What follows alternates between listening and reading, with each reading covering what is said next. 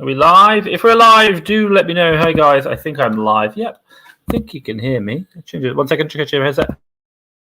Cool. Hello, hello. There we go. Can you hear me now? Can you hear me now? Let me know if I'm live and you can hear me. Fantastic.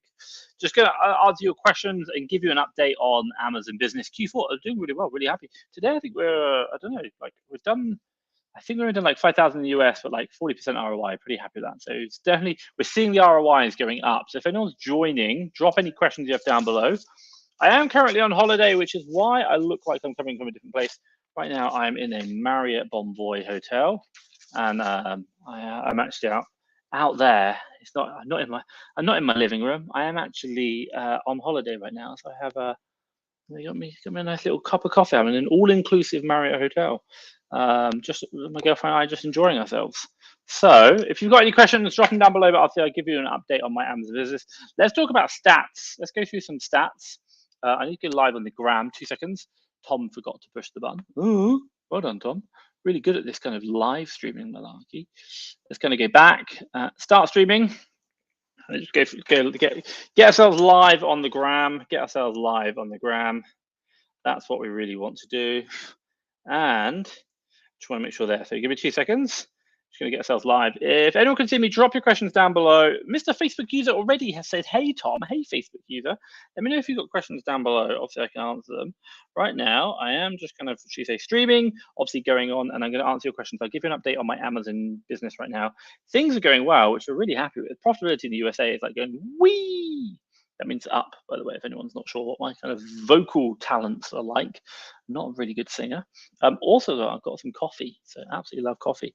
So Jesse V has already dropped in on the questions. Hi, Tom. I thought you were flying today, but you're already there. Yeah, I arrived yesterday, by the way. 1 second. I'm just going to turn this on.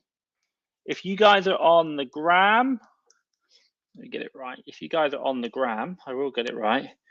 It's kind of like, I sound like I'm trying to be like really hip. If you guys are on the gram, I'm here. Like, it's like, no, I'm not hip at all. I'm not cool. Okay, if you're on Instagram, I've got you. I'm here. I can see you. Saurish1 has joined. Hey, Saurish1. So, yeah, I'm basically, if you want to right now, let's load up the old Google Mapios, and I'll show you where I am. Let's kind of zoom out. This is Cancun right here, and let's zoom out a little bit more. And right now you can see I'm in Mexico. Obviously, you know I'm in Mexico, but I'm now actually in Cancun.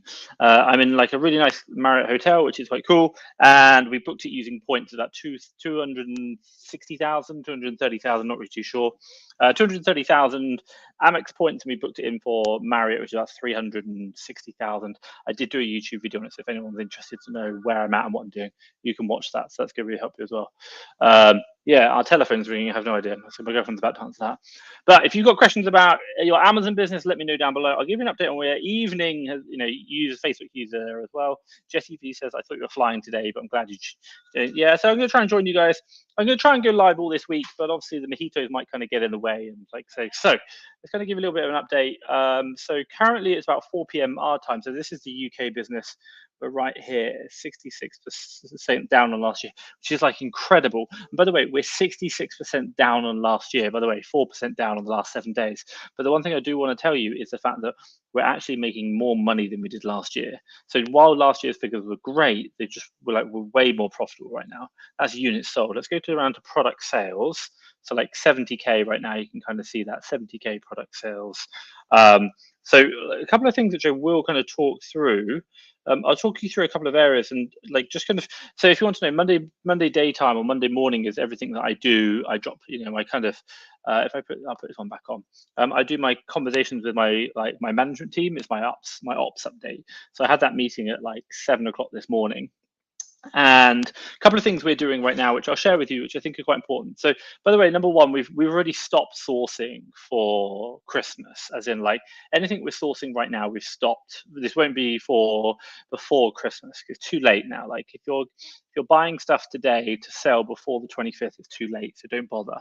Everything you buy now will probably be sold in Q1. That's generally what we're looking at. I'm in like a director's chair. And then number two is the fact that, so once we've realized that, we're now like just making sure the stock we've got is shifted in.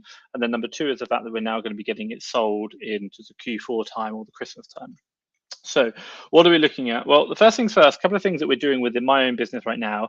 We're writing our budgets, our what's known as quarter tracker, and our for next quarter. So we want to make sure that we've got all our targets for each individual member of staff. One thing we talk about within the Fast Track FBA Seller Academy is making sure that all your staff have got 5 to 15 measures going forward. So like everyone knows exactly what they have to do, and there's 5 to 15 measures. We always push on it. So we have those. We just want to make sure they're set. Number 2, we're writing our budgets as well. So we roughly know what we're going to do. We're just making sure it's pinpoint accurate. So what's known as AOP, annualized operating plan, that'll be for the UK and the USA reviewed. That's fine. Another top tip we're doing as well, if you haven't done it, we've also been sending our prep centers hampers, Christmas hampers. We've done that already, but also sending our accountants Christmas hampers. Why? The whole idea is the fact that these are people within your business who do things for you. They help you out. And what we're trying to do is trying to make sure that when we need them, they're going to be there because they like us. So by sending them a Christmas hamper with a Christmas message saying, hey, just want to hope you have a great Christmas 2022. We really want to make sure you enjoy yourself and just want to say thank you for your hard work you've done. Looking forward to working with you in the future. Why? Because really we're paying them and they should be providing us a good service. But when things are like, oh shit creek, should we say, and you really need them, you want that good relationship. And for what, £50, £100 now in a hamper is like nothing. So we're definitely going to do that as well.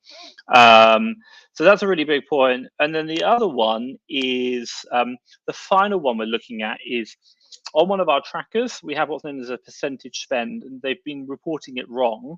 It's basically like when we spend something and it gets refunded, we spend it, then we spend it again. And as a result, we report we've spent over 100% of our profitability, or should we say available cash. And that's like incorrect because that causes problems in regards to our cash flow and what's going on. So we're going to get rid of that. So guys, if you're here, drop your questions down below. I've got Julie Effer has joined us. Obviously, you're on Instagram. I can see you as well. Ross Profit has joined. A bit of a different question to Amazon, but what software do you use to record YouTube videos? I just use cameras, like literally cameras. And if you want to know this one right now, like live, I'm using StreamYard. But I use my cameras and we have editors who cut them all up for me. So that's the thing. So guys, if you're on Instagram, I can answer you as well. Yeah, you're right here. By the way, I'm in Cancun today. That's why it looks a bit different. Danzen said, hey, Tom, should you change your pricing whenever other sellers change their price? Depends. Not necessarily sure, not guaranteed. It's really up to you what you want to do. So in regards to like your pricing consideration, it should be about like, I can kind of give you a couple of scenarios. So let's say, for example, if the pricing's crashed, you've got really 2 options. You're either do I join them or do I hold? Or you can really undercut, but I probably wouldn't recommend that. So if you're going to join them, like what would be the measures of success? Well, if the pricing's crashing, and by the way, it's a really fast moving item and like there's not much stock on listing, then I would probably like hold, like I'd really hold. If it's a fast moving item, or if it's like a reasonably selling item and there's not much, there's still a lot of stock, then I'd be either I'm and ahhing, like, do I hold or do I match? And the reason is because like I might not get a look in. And the real question I'm trying to ask is like, will I be able to shift this stock in the next 3 months or 2 to 3 months? Because if the answer is yes, then the idea comes is that you're really going to hold on to your stock. Like, if I can shift it in the next 2 to 3 months at a higher price, I'll wait. But if I can't, like if there's too much stock and they're crashing the prices and it's just not selling, then if I hold my price high, then I'm not going to get sold. So at a very fundamental level, regardless of profitability and everything, I generally want my stock to be sold within 3 months. If it's not sold in 3 months, regardless of the profit, like I'm probably going to adjust the price to get it sold. Now, the next question you're going to ask is, once I've got it sold, it's about how can I maximize profitability? And generally that's going to be, well, if the market's crashing now and I can hold my price and sell it in 2 months' time, wait out the crashing, fine, fantastic. But I need it sold within 3 months. After that, it becomes a liability. So Danzen, I think my answer would be like, so long as I can, would I follow them? Would depend on, if I followed them, do I need to follow them to get it sold in 3 months, or could I still get it sold in 3 months if I don't follow them? And again, it's like, so long as I can get it sold in 3 months, I'm happy. That's the first priority. It has to be sold in 3 months. Then it's maximize profitability. So the decision you make to this question will be based on those 2 metrics in that order. Will it sell first in the next 90 days? And if not, then obviously I'm going to have to crash or go reduce. But if it will, even regardless of pricing, what do I do to maximize profitability? That's the real question I'm going to ask. So, Danson, I hope that kind of answers your question down below. Guys, if you've got questions, drop them down below. I appreciate it. I didn't really schedule this one. I just kind of turned up. And I know I said Jesse V mentioned, I thought you were traveling. Jesse V, I'm sorry, I did say I was going to be traveling. That's Sunday. Let me know if you're going on holiday. If so, where are you going? Obviously, right now I am on holiday. I'm away in Cancun right now, enjoying the nice weather. My sister called me today and she said it was a very cold day in the UK, and people obviously like not putting their heating on. And she said, like, Tom, she said, like, I wouldn't come back. Like, everyone's going on strike. So I don't know the pros and cons of it all, but like it's an interesting point, and I certainly understand that. Guys, if you've got questions, drop them down below. I am here. I can see it, and obviously on Instagram I can see you as well. So I did talk about, I should probably get my update. So I talked about you. Let me just kind of update my Amazon Seller Central. So with last 7 days, I kind of talked about it earlier on that we're okay. By the way, profitability is much higher. I think last week we kind of ranked about 23% ROI. Normally we're 20%. So we're starting to see not only an increase in sales, not much, by the way, not much, but also as well, we're starting to see a slight increase in profitability. And I say increase in sales because you can see like last 30 days in the UK, you can kind of see it there. Like sales have gone up. They're not huge. And by the way, I won't lie, we're sitting on about £500,000 worth of stock right now. So we will kind of let that kind of go up. But right now I do just need to say, look, like we'll kind of see how it happens. That's an important point. We've got on Instagram, if you guys are there, I can see on Instagram, Camper, Boorish, Big Rob has joined, and George West 24. Guys, if you've got questions, drop them down below. I'm obviously here to help you. I am in Cancun right now, enjoying my holiday. So after this, I'm going to have a quick shower and hit some cervezas. Nice beers for all of you non-Spanish speaking people. So let's kind of go through Fizzy Jizzy. Hey, Tom, I focus on all categories except beauty. Is this okay? It's completely up to you. It's really up to you. I think the real question comes is, I'm just going to... Let me see if I can get you some stats. Like, I'm going to get you some stats. One of my teams, if in my business, we break our company up into teams, in my sources up into teams. And I'll kind of share some numbers with you. I don't really know the exact, I won't know if I'll be able to get this for you.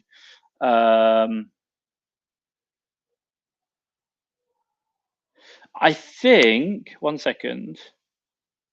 Okay, so like beauty, Team Beauty last week, just on Friday alone, spent £1,000 and they were going to expect £264.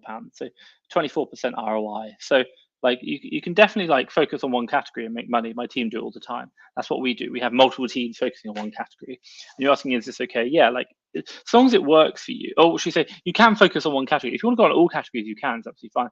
But I know a lot of people who focus on one category and it really works. So it's really up to you. There's no hard and fast answer. And then as you never seem to find anything good profitable, is there any issues with IP? Yeah, I get it. Like you might like, by the way, like I know a guy who does 10 million a year just selling sneakers. Like, so, in the US, that is, the UK isn't really such a good market, but I do generally believe like what you might find is you're like kind of scattergunning too much, just kind of niche down. That might be a bit more beneficial. If it's just beauty, I know people who just do beauty or like groceries works really well. Toys and games, they get to know the category, they get to understand it. That really helps. So I think the idea is like really focusing down can be very beneficial. And I appreciate like you're kind of like, I can't find anything next one, like it's really hard, I can't find anything. Like, by the way, sourcing's hard, building a business is hard, this is the nature of it. But I do think, look at it, look at different things. So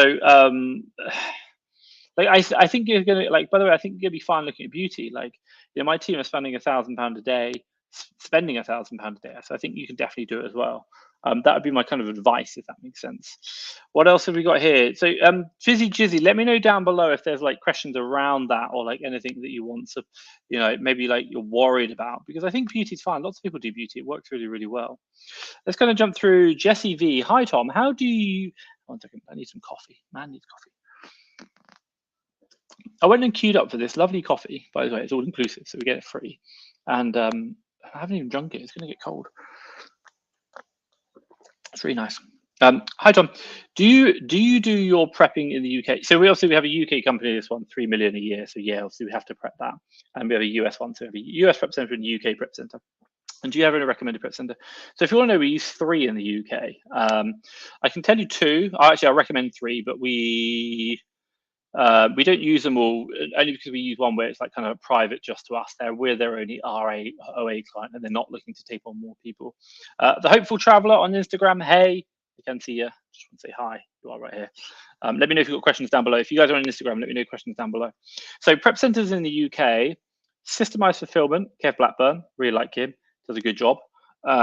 He like scans the pictures of the video, the what do you call it? Scans the pictures, scans the images of or takes videos of the actual boxes going in. I like that. And that's really helpful. He's a bit more expensive, but you get really great quality. Like the service standards is probably the best out there at all. So that's systemized fulfillment. Kev Blackburn, who does that. They're up north in Scunthorpe. Also in the UK, look at We Prep FBA. They're in Suffolk. I've forgotten the guys. Arthur is one of the owners of that. Those guys are good. Check them out. I think they do a good job. They've been around for a long time.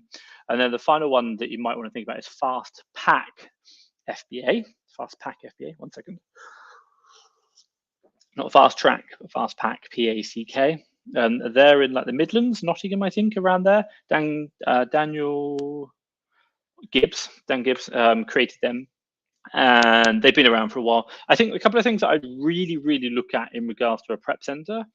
Number one is the fact they've been around for a while. It's really easy for someone to, and I've seen it time and time again, they create a prep center yesterday, and I know this is going to cause problems with people who just started out in prep centers, but they create a prep center yesterday, they want loads of clients, and then what happens is they take on so many clients, they cause a bad service, and then everyone gets messed up. And I've seen it time and time again. And the one thing which we have seen is like when you've been around for a while, you've been through these problems, you've probably heard about them, you don't take on too many clients at once, especially around Q4 time. And the result, everyone has a good time or good experience. And the prep centers have been around generally longer than a year, generally have, because of their reputation already, they're not interested in taking on too many clients. And the net result is that they're not really they won't overload their systems because they're worried about the reviews. Whereas new prep centers just want people as quick as possible. And as a result, they'll go after the big sellers and the big, if I move to a prep center, I can shift in like 100K a week, and they'll be like, too much, we can't deal with it. And it just ruins everything. So the big prep centers know what they're doing, they have experience. And the other one that I'd really look at is like when you try and get in contact, how quick do they reply? Because if things are going well and their replying is a bit slow, what happens when things are going bad? Like, good luck getting in contact. I know people have been waiting months for literally just a message coming back. So you're looking at their ability to communicate with you, which is so important. So that's like one of the key metrics I would be thinking about when I think about, should we say, working with prep centers, like their speed of communication. Let's kind of jump through. Fizzy Jizzy, yeah, it makes sense. Jesse V, by the way, let me know down below if that helps you out. If you guys are on Instagram, I can see it here. I am watching. I have your comments down below. Do let me know. And also do have it on another tab. So Jesse V, let me know down below if that helps. Fizzy Jizzy has kind of come through. The Hopeful Traveler, give me 2 seconds. I'll come on to your questions on Instagram. Yes, Fizzy Jizzy says, yes, that makes sense. I'll try and focus on brands, etc., and see what works. Yeah, agreed. So I think, like, my advice to you is just really, niche down. It might work. See how it goes. At the end of the day, you're trying to find the most profitable products which are working for you. That's it. Let me just move over to Instagram quickly. So the Hopeful Traveler said, I just started my FBA journey. I want to ask, how can you tell using BuyBot Pro how many sales are being made a month? It does tell you, it sells on the BuyBot Pro how many sales a month. Just read that figure. It's not 100% perfect because all the tools are estimations. At the end of the day, the one fundamental thing to understand, the Hopeful Traveler, is that Amazon doesn't release sales data, like, period. So you'll never really know the true answers. They all estimate. So I hope that kind of makes sense. Then the other one I say is the Hopeful Traveler. Can I also start using a prep center early as I struggle to take in delivery? Yeah, you can. I pretty much did. I've done like 1 or 2 deliveries, but yeah, you can definitely do that. It's just going to increase your cost initially. But I think you should definitely do 1 or 2. You want to see the prep process. You want to see how it works. Do it end to end. Really recommend that, but you don't have to do the whole lot. You can use a prep center straight away. And also just recommended some prep centers as well. Julie F on Instagram, can you give us a few strategic and efficient sourcing tips? Yeah, make a plan, very simple. Number 2 is, make a plan which is like 1 hour per store for a day before you start. If you're just getting started out, I definitely do reverse sourcing and storefront stalking. Those 2 really work. They're not the best deals, but it's going to kind of open you up. And then number 3 is build a purchasing list. So it's the list of all your deals that you purchased. Obviously, you should have it anyway, but it's only deals that you've purchased, not deals that you found. And then once you've looked at all your deals that you've purchased, then do something like look at like where am I buying all my products from, and then keep spending more time on those stores. There'll probably be more deals. Statistically speaking, you'll find it. And the reason why I say that is because I've seen it time and time again. People build what's known as sourcing lists, where they found deals, not where they buy deals. And there's a big difference between what you find and what you've actually purchased. You know, for example, if you keep trying to find deals from Boots, you're going to be like, well, hey, I'm really rich. But like, if Boots keep canceling your orders, it's not going to be helpful. Like, it really isn't. So we just got to be like really like, so stop sourcing from there. So again, it's the deals that you're buying. They're the ones that you really got to be focusing on. So top 3 tips. I hope that makes sense. Leo Ace over here has said, one second, I'm just going to come change this a second. Here's where my computer goes dying. I'm just plugging my phone in before it dies. How about Prepared for You Prep Center? So I do know the guys who've done it. Nothing against them, but I've not seen them for long enough. Like, I've heard good things, like, but I think they've been around about maybe a year now. Don't quote me. Like, really don't quote me. I'm really not sure. I just generally go for the big 3 who've been around for a long time. And the reason why I tell you, and the reason why I said that is I have nothing, like, I don't know about, should we say, Prepared for You. Like, I've not heard anything negative as well, but I like, and the guys who run it are good. Like, I've nothing negative to say. Like, but the only thing which I've just seen, and nothing about Prep for You, is about I've seen it before. I've seen so many prep centers start up, and they take on too many customers, and they cause problems to their customers. And the reason is they have no reputation to protect, and as a result, they're trying to grow the money side of the business. And what happens is that when, especially around Q4, by the way, we're coming out of Q4 now, is that they didn't learn that thing, and as a result, people have like months waiting for stock. And if you have to wait months for your stock, because I had it last year, by the way, I had it last year where we had stock going in like November. It didn't actually hit Amazon until January, February, which is like horrendous. So I've seen too many new prep centers who had no reputation to protect take too many customers on during a busy time, and then those customers ramp up. They're okay in like September, October, and then they all ramp up their revenues. So now they go from like what would be the equivalent of like, let's say for example, they're 30 customers, because they've all doubled their revenue, they're now like 60, which they just can't cater for. And as a result, their entire prep center slows down. So that's why I always say kind of think about going for a prep center whereby they have a bit of, she said they've been around for a while. And by the way, I'm not saying Prepared for You are bad at all. I know the guys and I think they're good. But I'm just always careful, like communication. If Prepared for You are like giving you really good communication, and by the way, I think you're going to be fine now. So I don't like, they've been around long enough, but if they're giving you communication right now, I think you'd be fine. So, but I just kind of recommend those top 3 because they've been around for a long time, and history is really important. So, but I'm sure Prepared for You will be one of them in like that I always talk about in the coming months, because I think they're coming up to about a year. If not, they've already done a year. So Leo Ace, let me know if you're using Prep for You as well, or Prepared for You. But the guys are good. But I was just talking about the other 3. So let's kind of jump on. Billy Evans, hey Tom, do you sell toys throughout the year or just around Xmas? I don't really know the answer. I don't really source, but my team always finds stuff, and I'm sure it's toys that they find. And the net result is that they what are they doing? So they're always finding stuff. Like, if they find toys and we want to sell it, absolutely fine. If we think we can make money off it, absolutely. Toys work really well in Q4, but they're quite a common one. Like 3 years ago, everyone was doing toys all the time. 2 years ago, like, kind of changed. Like the segments will change. Don't get me wrong, like toys will always sell in Q4. Whether you can get toys for a profitable price that will sell, that's a different matter. So like, absolutely, if we find good products that we think good toys that will sell, yeah, we'll keep doing it, not a problem. So Billy, let me know if there's anything particular like you're interested around that. Like, are you worried about them not selling? Because toys will always sell. People always have birthdays, we know that. So let me know down below if there's any questions or anything you got to do. Guys, if you're on Instagram, I can see you. You're right here. Let me know. I am actually on my holiday, so let me know if you've got any questions. Joyce has jumped on. Hey, Joyce. Thanks for asking a question, by the way. Hi, I'm using OA. And I would like to try electronics category under 3 kilograms. When I see items on retail stores, they're almost all the same price on Amazon. Try reverse sourcing using Keeper. Yeah, so I get your point. So you're probably using Keeper right now, doing the data tab and then going all categories, all electronics under 3 kilograms. It's a numbers game. I hate to say it. You just have to keep doing it. By the way, electronics is like not the easiest one. And like you're especially high volume electronics, which is what you're probably going after. Yeah, they'll probably all be sold by Amazon already. So, or there'll be a good margin. You're probably looking for the weird electronic ones that like, I don't know, like when we do the US, it really amazes me what the most profitable products are.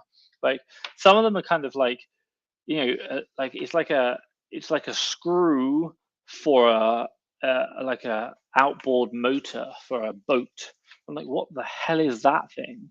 And it's like we buy it for like $10 and sell it for 52. You're like, what the hell? Just because like it sells like a good like 1 or 2 units a day. You're pretty happy, and the margins are insane because people just, it's not normally sold on Amazon. But if you're after like, I don't know, the latest iPhone or like Bose headphones, the volumes are going to be insane. Amazon's going to be on the listing. You're just not going to get profitable for it. So you can definitely do it. You can do your thing, but it's a numbers game. And I'd probably look at maybe like sales rank, which are much higher. Also, as well, if you're doing reverse sourcing, just you can turn off the Keeper. Like if Amazon's on, if you're doing Keeper data tab, you can remove Keeper, move Amazon from the listings that it's reverse sourcing. So that should help you out. But the other one, I'd also just look at things like that are over £15 or £20 or $20. Like don't look for anything below that price. It's just going to be, you're not going to make enough margin to make it worthwhile. Joyce, let me know if that answers your questions down below, but I hate to say it, and I know you're going to hate me. It's just a numbers game. I really hate that. It's a numbers game. You have to do it. Hence why people hire VAs, and hence why I have a team of VAs to help me build the 2 7-figure businesses. Let's go and jump through. Thanks, Tom. Additional question. When you started, how do you know that you need to scale up? Like hiring VAs, prep center, accounting. Did you reach a certain threshold before hiring? It's a top question. I'm going to actually save that. I really like that question. Jesse, you are girl on fire. Save that one. So, can I say that again? 1 second. Ooh, come on, Tom. That's like a really bad picture of me. Save. I saved in the wrong folder. Sorry. So desktop, and I just want to go to libraries. This PC. Oh my god, I'm so bad. Sorry. I will come back to your question. I promise you I'll answer it. Give me 2 seconds. I just want to save it. And the reason why I want to save it is because it's a really good question, because I think I can make some great content around it. It's going to ask me to do something. Done. Cool. So to answer your question, now I know the answer, but back then I didn't. So let's not talk about when I did it. Let's talk about what I now recommend to other people. So a couple of things you're going to get, like if I really break the model down, like OA, what is it we're doing? Well, at a fundamental level, I want to bring this a bit closer because I'm kind of like having to sit up too much. So at a fundamental level, you have like cash in the bank. Cash in the bank has to be converted into deals, and those deals have to be sent to Amazon, sold within roughly 90 days, and then the money returns to your bank, and you repeat the whole process over again. So you kind of generally have like 3 core areas or 3 core metrics you should be thinking about. So the 3 kind of core areas are, number 1 is cash. How much cash do I have? And really what you're going to do, and I'd really recommend use our cash flow sheet, and use the cash flow sheet. And what you're going to do is understand how much cash you've got every week to spend. And what you're looking at is every week is how much of that cash, i.e. cash flow for that week, can you spend every week, i.e. how much of that money can you convert from cash in the bank to cash in asset value in stock. Now, that's one key metric. So we call it in my business percentage of available spend used, and we track it every single week. Why? Because that tells me how efficient we are at converting the incoming cash or cash in the bank into stock. Now, the kind of part of that is about you need sources and VAs and lead service, etc., to do it. Now, the other metric you look at is really at a very fundamental level. So it's cash, how much you've got. So how much cash do you have available every week? And sometimes you might need to get more of it. Number 2 is how much do we spend of it? So that's percentage of available spend used. And then number 3, I really look at my available inventory, shifting that. There's a lot of other metrics you look at on a granular level, but they're the key ones. Now, when you're looking at this, if you have a lot of bank cash in the bank and you're not able to convert it into deals, so percentage of available spend used every single week, like I'm using 50% of my cash this week, or I'm using 30% of my cash. Like every week it's going to refresh because you're probably pulling money out of Amazon. Then if you've always got about 4,000 spare, like every week, and by the way, it's like 4,000 just sat there doing nothing, then that's the right time to get a VA. It really is. Now, the other one that you kind of talked about is like Prep Center. So if you're about 4,000, 5,000 spare a week, and it's not like every week you need to spend 4,000 to 5,000. No, it's like you've just got 4,000 to 5,000 in stock assets right now in cash that could be used better and more efficiently, and you're unable to convert it from cash into stock. So you need to hire someone to help you convert that into cash into stock, and that's part of scaling. The next part is, let's talk about prep centers. Prep centers are like, I don't have enough time. Now, it could be that I could hire someone, or I could free up my time to allow me to find more time to find stock. So the net result is that, okay, how do I free up time? I use a prep center. That's a really good one. Some people like to go down the self-prep into a warehouse. 9 times out of 10, I don't think it really works. I think it's much better to go to a prep center first, then and only when like you're using a lot of the prep center capacity and you have the capacity, then you might move it into a warehouse. But I wouldn't start with the warehouse, because like a warehouse at like 10% utilization is just a cost, whereas a prep center is a lot more efficient. You really want to get into a warehouse and utilize it 50% straight away, so it's efficient. So prep centers I do quite early on. Accountants definitely during the first year. Like I'd probably recommend month 10, 11, or 12 first year. Not early on. I don't think you need it. And the reason why I say months 10, 11, or 12 is because what you can do is you can effectively do a whole year and then start your accountant towards the end of the year, and then they'll like, because you're paying a monthly fee, and then say, hey, look, part of my I work go with you guys, I negotiate a discount on my first month's accountancy fees, and they'll be like, okay, fine, yeah, we'll do it for half price or something. So that will reduce it down. So really, and then your job, what's your job? Your job is to free up time. Your job is to convert the cash and get as much cash as possible. Then your job is to get that cash converted into deals, and then your final job is to make sure those deals sell within 90 days or however long you want it to be, and then obviously repeat the cycle. That's it. That's all we do. I should like the reason why I like it, because I think I can do some really good training on it. Like it's what we teach in the Seller Academy, but I think I can do some kind of good explainer videos for you. And I think that'd be a really good point. So scaling up is when really those metrics, you just need to go, oh, I have a lot of cash in the bank, I need to get more deals. That's when you hire a VA. Or you need more deals. So like you look at how can I get more deals? Do I free up more time? I find more deals? Cool, prep center, cool. Do I already have a prep center? Cool. Well, I can't free up more of my time. When I get VA, they can find deals for me as well. Jesse, let me know down below if that helps you out and answers your question. Guys, if you're on Instagram, let me know. I can see the Hopeful Traveler says, thank you, Tom. Your advice is very much appreciated always. Thank you so much. And Kanya Dogu 1903. I hope you're not born in 1903. That makes you really old. And Rahim 52 was joined as well. By the way, if you're born in 1903, respect, absolutely massive. If you're that old, loving it in the game, 118 or whatever it is, 115, very good. Let's going to go through. Tom, have you had any issues with changing credit card billing address to the prep center and trying to reduce getting order cancellations? Not really, no. We did a little hack. Whereby we start putting low value credit card orders through to the prep center and then slowly increase them. And it kind of gets through eventually.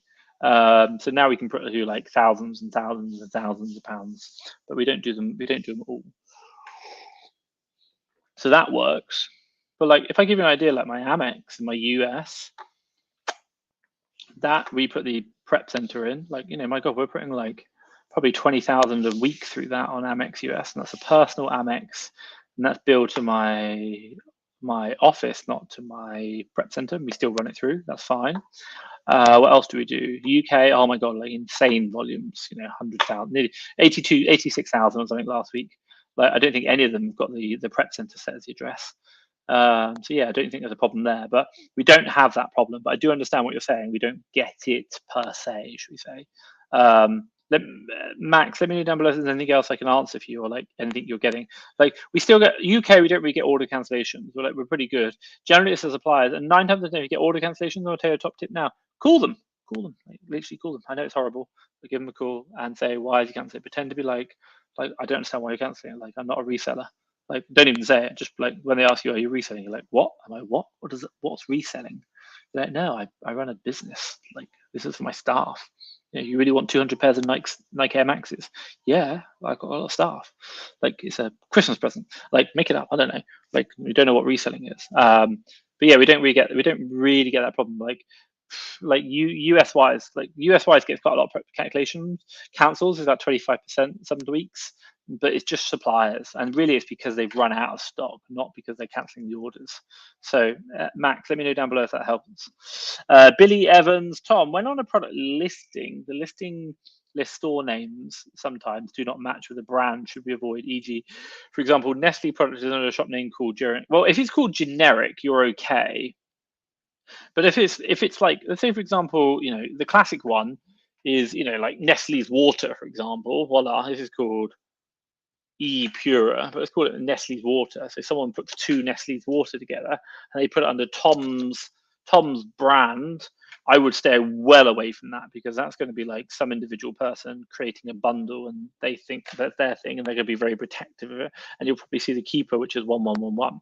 Generic is okay, but if it's like a kind of like a brand, like if it's a name which isn't the name of the product and it sounds like it could be someone else's own brand name, then I would stay away from it. Even if it's like the most fastest selling listing, unfortunately, they've probably stolen the listing. You can speak to Amazon and ask them to return it back to the generic one.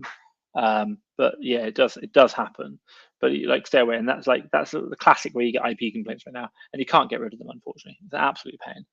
Billy, let me know down below if that is helpful and help you out. So Jesse V, golden advices as always. Thank you so much, Jesse. Hey, no problem. Hope you're having fun. And sorry for I'm on holiday. I know I should enjoy myself, but yeah, I can't spend all day in the sun drinking mojitos. I'll be a mess and really fat. You can spend all day drinking coffee, by the way. Absolutely love coffee. It's even more dangerous when it's free. So definitely think about that. Guys, if you're on Instagram, do let me know. I have got you down here. EcoFlips has joined. Hey, EcoFlips, just going to put a big shout out if you're there. I can see it on Instagram. Woohoo, you're there. Well, hey. So A Bing says, fantastic advice. Thank you so much, A Bing. Glad I could help. Guys, drop your questions down below. Obviously, I kind of talked through earlier on, and I think it's a really big point, important point. The one thing I teach it in the Fast Track FBA Seller Academy, is every week, like, I cannot stress it enough, check in on your business first thing on a Monday morning before you do anything else. Check in on your business, look at your results from last week versus where you wanted to be. Look at, like, your spends, look at your kind of profitability, look at your ROIs, look at your business. Check in versus where you want to be on that target. Hopefully you should have a year target. You break it down.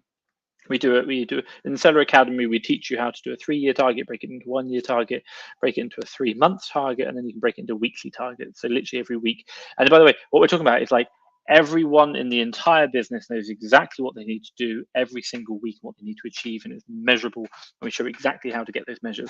It's really, really important. And that whole process once a year takes about 5 hours. That's it. So 5 hours, you set your business up, you know exactly what you need to do.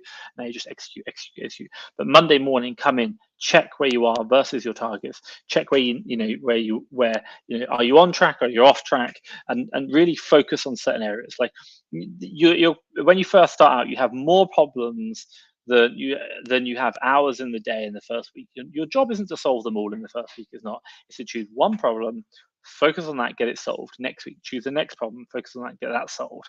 And you're building system after system after system. Within my business, if I just talk about in the UK business right now, we have, I don't know how many VAs, but 30, 40 or something. And the idea is that when we kind of merged a lot of the teams, we moved the lead service together. What we found was that we really introduced these targets, we really introduced accountability, we challenged our staff. We said, hey, look, you're not achieving this result. And we said, we need to see an improvement on it. And we made it very clear. We gave them about 6 weeks. We said, look, if we haven't seen an improvement in 6 weeks' time, unfortunately, we would be looking to let you go from the company. So we made it very clear what our expectation was. And then number 2, we showed them that other people were achieving that result that they weren't achieving. And then number 3, so we made sure that the result we were asking for was realistic. And then finally, number 3, we were really supporting them by giving them support with other VAs, i.e. like, we're going to connect you with another VA for 1 hour. They're going to show you what they're doing, and your job is to replicate what they're doing. Absolutely fine. And I think after doing that, probably out of 40 staff, 5 of them we let go. And there's nothing wrong with those staff. It's just that they probably weren't right for our business, and it's the accountability side which really helped drive our business forward. So we've hit record-breaking numbers. On the purchasing side, 86,000 in spend in 1 week, which is absolutely incredible. So I cannot stress it enough. And it all starts every single Monday morning, checking on your business, look at where you are versus where you want to be. And then number 2 is set an action, things that you want to achieve. It could just be 3 things this week or 1 thing this week I want to get done. Results matter. I cannot stress that enough. Kosamina3 has joined on the gram. Hey, Tom, how's the holiday going? I'm talking to you guys. I need to stop drinking beer. So, I've had like a couple, but like it's bad to drink in the day, especially in the sun. I'll be asleep. So I hope that makes sense. Let's kind of go through. So Kosamina 3, holiday is good, but I'm really enjoying the coffees. They do good coffee. So yeah, thank you. Facebook user, when you're setting long-term goals, what percentage growth do you see as realistic? 10% month on month.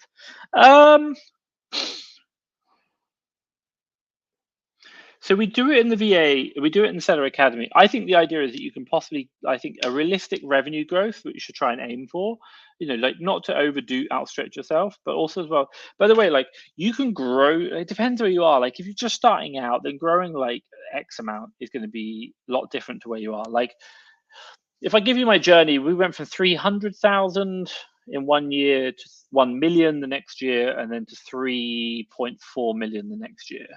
So that's 300%. So it's a 3x multiple. So when we do the Seller Academy, we aim for a 2x multiple. And I think people can beat that quite easily.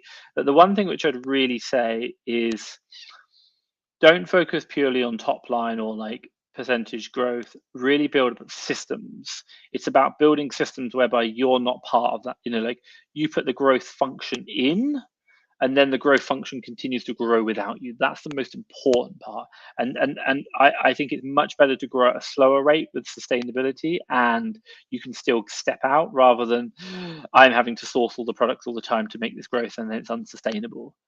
You want to build systems and layers upon it. That's what I'd focus. So I think if you're going for a 2x multiple, so that'd be less than 10x, 10%, that'd be like 8%, I think it is, because it nets out to 100%, whereas you're doing 120%. I think that's realistic. And also it depends where you start. So if you've just started out, like if you did like 80K last year, I think you could well easily double that. You could easily go to like 250,000, 500,000 in a year. But if you're doing 1 million to go to 5 million in 1 year would be a big ask. So Facebook user, I hope that answers your question down below. MX, one more question. Which repricer are you with right now, and are you happy with it? I'm using PPP. There's been annoying issues here and there all the time. Yeah, like you're not the only person. I think Sean Gilbert mentioned it, Mash Action. He had problems with PPP.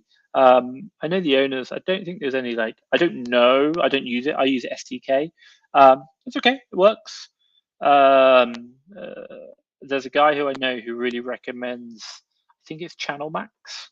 They're he says they're probably one of the fastest reprices out there. And they have really good rules. And they're not too expensive. I'm not really ones which want to take a percentage of revenue. I think that's too much. And really, even we tried quite a lot of them. Go, Be Cool, Aurora, Repricer. I tried quite a lot of them, and nothing's perfect. SDK is not perfect, but it works. The one thing I really like about SDK is it has automation. So if you haven't you can set an automation saying, if products in this rule haven't sold for X number of days, and move them to this automation. And we take advantage of that functionality quite a lot. But at the end of the day, the one thing I say is all we ever really use is the min maxes and the match buy box are underpriced. That's it. That's all we really use. There's nothing too much. So you're not the first person I've heard talking about that, but other people. But no, we don't use that. We use a different one. Hope that makes sense. MX, let me know down below if Max M. Let me know down below if that helps you out. Billy Evans, thanks, Tom. So you're selling under generic store names, okay? Then are they trustworthy? So generic, I can't answer the exact question, but my understanding of it is that generic is like a generic brand. It's just generic, i.e., no one owns it. But if it's called Tom's, let's go back to the Two Waters, and it's called Tom's, Tom's Amazing Products. That's the brand name. I'd stay well away from that. So if it's called, if literally the brand name is called generic, I think you might be okay. Not necessarily. What you're looking for is, does that generic name have lots of other brands on it? Lots of other sellers on the listing. You can click on the brand name and see all the other listings. You just want to make sure that it's not kind of like always the same seller on the one brand. Otherwise, you're going to get shafted. But I think you should be okay. I'm not saying they're trustworthy. It's just a generic name for a brand that, when you sell something on Amazon, there is no inherent brand name. That's the one that you use. Just want to shout out to Kosimina3 on Instagram, JazzJ97, OFPFBA, and Mr. Khan. If you guys are on Instagram, I can see you. You're down here. Look.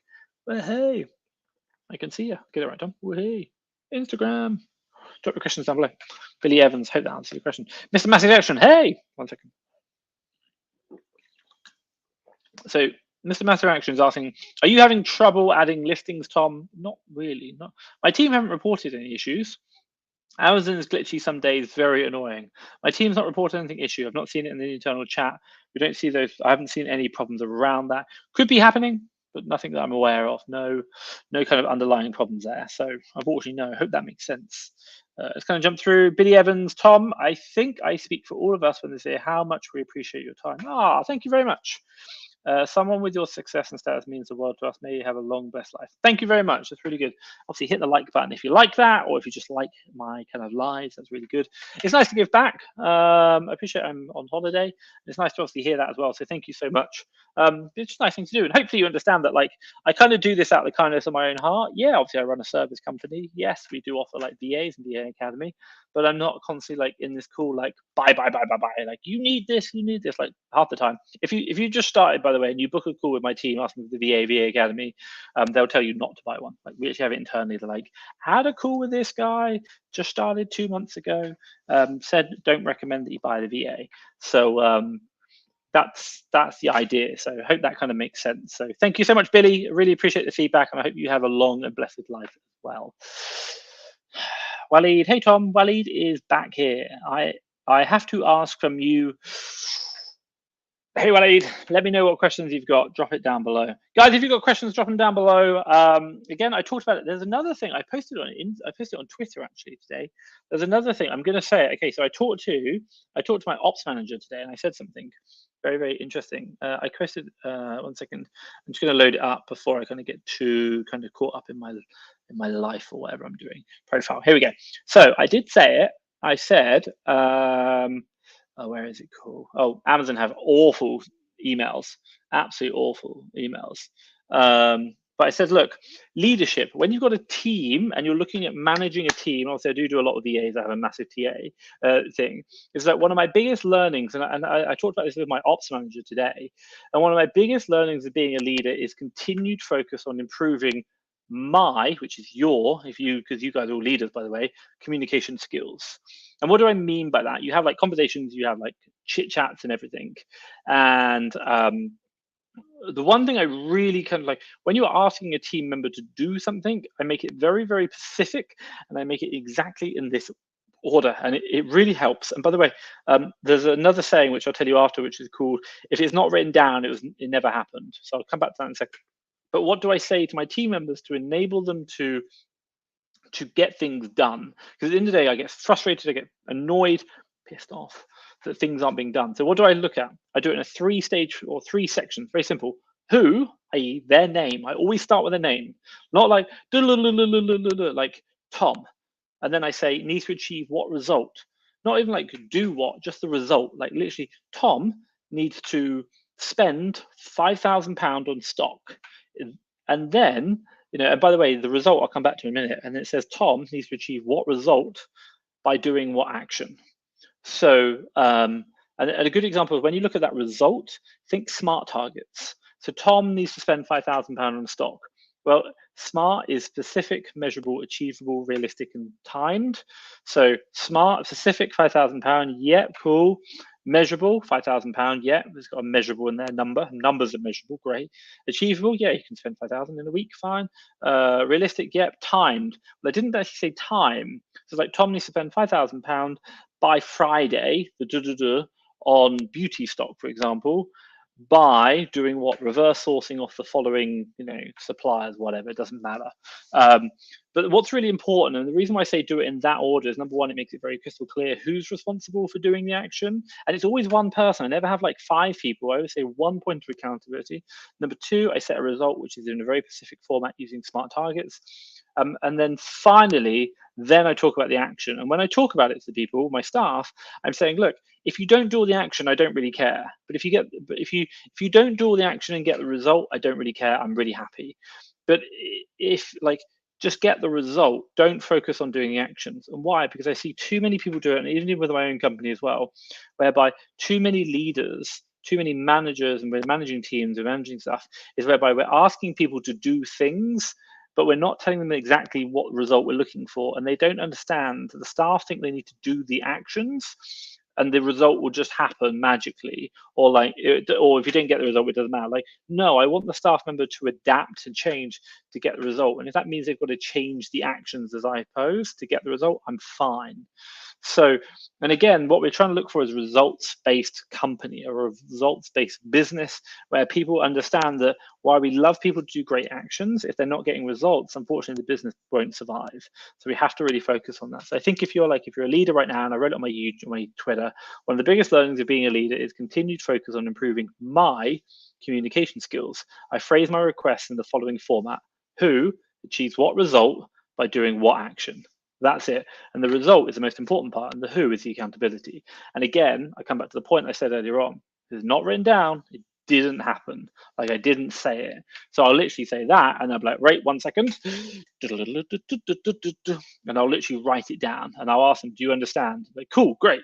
And I'll make sure my results are very specific, because in a week's time, I want to check back, have they achieved it? And we've seen it time and time again in my own business, whereby my managers have said 1,000 different things and they get annoyed because they're not being done. And I'm like, because you haven't made it clear. You didn't make it specific, smart targets. You didn't say exactly who needs to do it, and you didn't write it down. It's so, so important. We don't care about actions. It doesn't really matter as long as you get results. Hope that makes sense. Tom's micro rant over. I hope that is the most important. Something helps you out. If you guys are on Instagram, let me know. Kosamina3 a B with Billy. Thank you so much. Thank you, Kosamina3. And then love hearing about your journey. Sometimes it's a nightmare, but I can't say right now. I'm out in Cancun. I'll see if I can. Am I battery going to last? 15%. We'll see what happens. If you want to know, let's kind of go out here. Well, is it gonna go? Can I show you out there? Yeah, let's go see. Let's go see. This is outside my apartment. Bit of noise. 1 second. Woo! Cut it out here, and then we've got a little swimming pool out there. There you go. That's a bit loud. Let's get out of here. There you go. Coming back into the inside. I'm out. There you go. You can see it out there. Voila. So that's the kind of outdoor stuff. So quite nice. I won't lie. I didn't get an upgraded room, but I didn't pay a single penny for this room, and it's $500 a night because it's all inclusive. So my girlfriend and I are very happy with that. So just going to go through the last couple of questions. I've got about 5 minutes, then we'll wrap it up. Waleed, hey Tom, Waleed back here. I have to ask from you. I visited Vitakos today, and there I see a few things. Cool, fantastic. Source them, buy them, great. Keep doing it. Experience in shoes. My personal experience in shoes, we do a little bit, not huge, but I do think, 1 second. I know a lot of people who do a lot of money in shoes. Perfumes are okay, but they're generally hazmat, so you've got a lot more logistic problems with that. So that creates complexity, and I'm not really interested in that. So I hope that makes sense. Kosamina3 said, hey Tom, are you done with sending in stock for Christmas sales? Yeah, so anything which needs to be sold before December 25th, I've now sold. I've not sold. I've now shipped in. It's all gone. We stopped buying. We're going to get it shipped in. That's going to be the big point. So hope that makes sense. Facebook user has come back in. Do you believe more in retail, online arbitrage than wholesale? Believe. My God, it's like a religion, isn't it? It's like, I praise the Lord of online arbitrage. No, I know you're joking. Do I believe in it? I think I think it comes back to your why. There's a really interesting point. it's a really good question. Like, if you want to grow a bigger business, online wholesale, 100%. Like, I know people doing hundreds of millions, which I've met them doing hundreds of millions in their wholesale distribution, for example. But again, it's big numbers, and I think the real question comes in, like, what do you want? So there's a really interesting point about, there will come a time, hopefully you'll be successful, there will come a time in your life whereby you make more money than you need to live off. Like, and I know you'd be like, oh, but I want to buy a Ferrari. Well, fine. If you want to keep putting your expenses up, absolutely fine. But if you live a reasonable life, let's say, for example, you're going to live on like what, $2,000, $3,000, £3,000 a month, or like $5,000, absolutely fine. Well, the net result, I would say, is that you're going to a point where you become more money than you need, and then it comes about, and then your motivation to work more is going to diminish because you don't need any more money. It's kind of effort and futility. So the next question I kind of ask is like, why does that matter to you? So for me, like, I could do wholesale, but like, number one, I have to speak to suppliers and build relationships. I'm not really interested in that. I like to travel. I don't want to do that. Number two, I like to travel, and that doesn't work when you've got to build relationships. And then finally, number three, the final one, is the fact that one of the reasons why I do this is for the simple reason that I really like helping other people, and hopefully you can see that with this live. And when we talk about helping other people, what do I actually mean? I mean, like, helping people to like make money, get a job, etc. And I find it really fascinating. And when I look at that kind of journey, I find it much easier to help people or to show people the way by being able to show them a lead on Amazon and a lead on Walmart, and show, can you see that one is £20 and one is £50, or like $20 and $50? And this is how we make money. We just do this over and over and over again. People can see that, and they're like, wow, like, that's really useful, because they know they can buy from Walmart. I don't have to teach them that. But if I showed them exactly the same deal on a wholesaler, they'd be like, but I might not be able to get access to the wholesaler, or that's really hard. So again, it's like reducing those barriers down. So do I believe in it? Like, if you want to grow a big business, go wholesale, of course. But like, do you want to start a business which is going to make you money and probably profitable for less, like potentially less work to get started? Then arbitrage I really love, and I love that. I think it's a really great place. I think it's a really great value proposition, and I love the people that I can interact with it. I do know a lot of wholesalers. I know some very big wholesalers. But I think, like, it's really about what you and your why, and hopefully you can see my why and the way I work and what I do, and like sharing this with you guys. So yeah, let's hope that makes sense. Let me know down below, a Facebook user, if that's helpful. Let's go and jump over Jesse V. Can we switch places, Tom? Too cold here in the UK. Yeah, I heard. My sister was like, it's like -1. She's like, don't come back. Everyone's on strike and it's horrendous.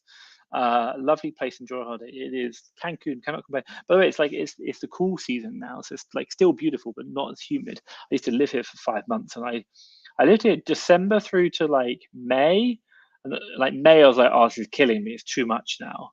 Whereas December's actually quite a cool time, so that's like now, so really, really good. So yeah, sorry, can't trade places, but you can grow your business, get more points, and then come out here, business class for free on points. You got to pay taxes about £100, and then you can get the whole hotel for free as well. So that's 350,000 Avios points. Avios, Marriott points, which is about 230,000 Amex points. $250,000, £100 spend. You too can have this. By the way, if you do it in the UK, Amex has a 2 to 3 conversion ratio to Marriott, whereas in the US it's 1 to 1. So you get better. Amex UK is better for Marriott. Sammy, hey Sammy, hello. How much do you roughly pay in storage costs? A lot. People would say too much. About £1,000 a month, probably. Don't quote me. I don't really know. Yeah, about £1,000 a month. But like, again, it's just a cost of doing business. Welcome to life. Unfortunately, this is what happens. But yeah, that's it. Abdul, last question. From your personal experience in OA, what 3 things should we implement to get better results? Get more money, convert that money quicker into more deals, VAs, lead services, get it sold in 90 days. That's it. That's the business model in 3 seconds. Good question. Well done, Abdul. JC, quick question, Tom. Am I right in saying that frequently running out of stock on product will affect IPI score negatively? Maybe. I think a bigger one would probably have yeah, you are right, but I think the bigger one would be having too much stock sat in your inventory for too long. Amazon won't like that. That'd be a bigger issue. Less over 90 days, like massive inventory. That'd be my big problem. Let's leave it there. Ladies and gentlemen, I am on holiday today, so I'm having a hard stop on the hour because I want to go and enjoy my holiday. I will see you again same time tomorrow. If there's any other questions, please let me know. But I just want to say thank you so much. I'll catch up with you same time tomorrow. Stay safe, and obviously let me know if there's something you can do. But Peace out. Keep smashing your business, and I'll catch up with you tomorrow. Stay safe. Bye-bye.